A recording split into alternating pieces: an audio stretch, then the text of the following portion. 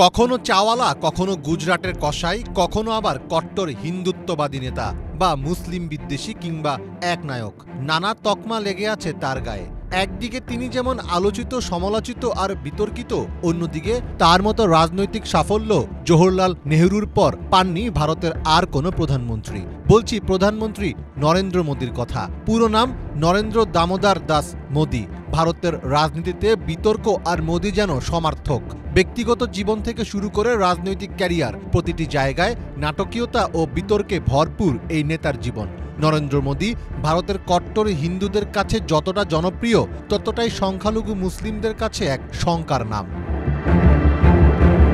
মোদীর জন্ম এবং বেড়ে ওঠা উত্তর পূর্ব গুজরাটের ভাদনগরে এক চা বিক্রেতা বাবার ঘরে। তবে বাবা মায়ের ৬ সন্তানের মধ্যে তৃতীয় নরেন্দ্র মোদী নিজে চা বিক্রি করেছেন কিনা তা নিয়ে রয়েছে নানা বিতর্ক। খোদ নরেন্দ্র মোদীর ভাই প্রহ্লাদ মোদী এক জনসভায় দাবি করেন, মোদী কখনোই পেশায় চাওয়ালা ছিলেন না। তিনি শুধু ছোটবেলায় তার বাবাকে চা বিক্রির কাজে সাহায্য করতেন।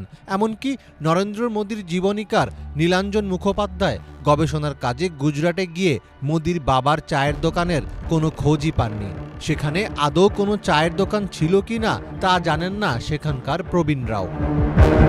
কিন্তু এই চাকেই পুঁজি করেছেন নরেন্দ্র মোদী। চাওয়ালা থেকে ভারতের প্রধানমন্ত্রী, দেশটির গণতান্ত্রিক সাফল্যের সেরা বিজ্ঞাপন।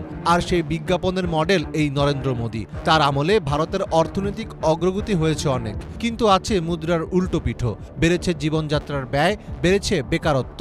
একই সাথে তার আমলেই ভারতে সবচেয়ে বেশি ঘটেছে সংখ্যালঘু মুসলিমদের উপর জুলুম, নির্যাতনের ঘটনা।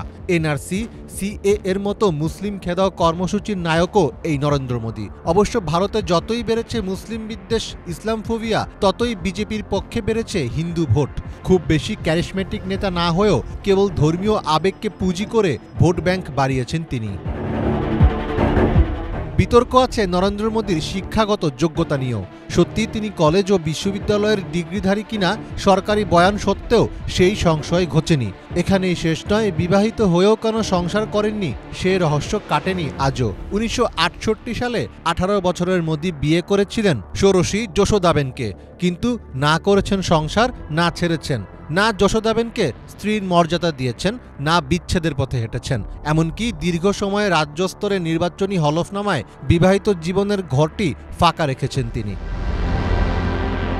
ছোটবেলা থেকেই স্বামী বিবেকানন্দের জীবনীতে অনুপ্রাণিত নরেন্দ্র মোদী ১৯৭১ সালে যোগ দেন রাষ্ট্রীয় স্বয়ংসেবক সংঘে। ১৯৮৫ সালে রাষ্ট্রীয় স্বয়ংসেবক সংঘ মোদীকে ভারতীয় জনতা পার্টিতে যোগদান করায়। এরপর ২০০১ সালের ৭ অক্টোবর মোদী গুজরাটের মুখ্যমন্ত্রীর দায়িত্ব নেন। এরপর থেকে আর পেছনে ফিরে তাকাতে হয়নি তাকে। ভারতের মূলধারার রাজনীতিতে ধীরে ধীরে নিজের অবস্থান শক্ত করতে থাকেন মোদী।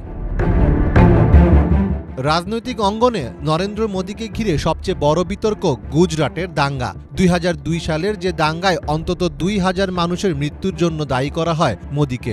দাঙ্গায় নিহতদের মধ্যে ৭৯০ জন ছিল মুসলিম নাগরিক। পরিস্থিতি এতটাই নাজুক ছিল যে গুজরাটের কসাইয়ের তকমা দেওয়া হয় মোদীকে। কিন্তু এত কিছুর পরও ২০১৪ সাল থেকে পরপর ২ মেয়াদে ভারতের প্রধানমন্ত্রী হন নরেন্দ্র মোদী।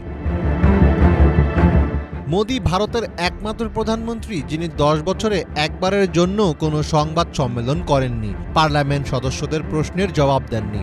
এই ১০ বছরে একটি বারের জন্যও কারো কাছে জবাবদিহি করেননি তিনি। আর এইভাবেই মোদী গড়ে তুলেছেন একনায়কতন্ত্রের এক নতুন সংস্কৃতি। মীর ফজলে রাব্বি, বাংলা ভিশন।